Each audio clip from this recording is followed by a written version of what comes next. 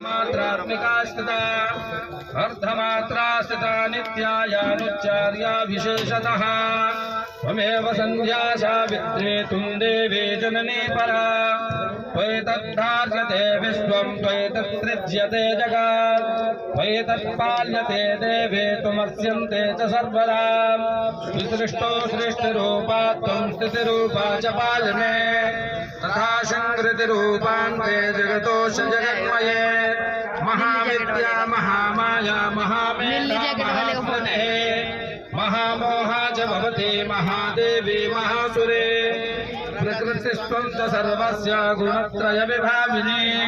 कालरात्रिर्महारात्रिर्मोहरात्रिश्च दारुणा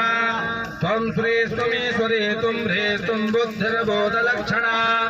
लज्जा पुष्टिस्तथा तुष्टिः त्वं शान्तिक्षान्तिरेव च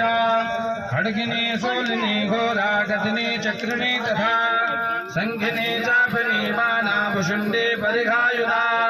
सौम्या सौम्यतरा शेषा सौम्या बृहस्पति सुन्दरी परापराणां परमा त्वमेव परमेश्वरी यच्च किञ्चित् क्वचित् वस्तु पाकिलात्मिके तस्य सर्वस्य या शक्तिः सा त्वं किं स्तूयसे तदा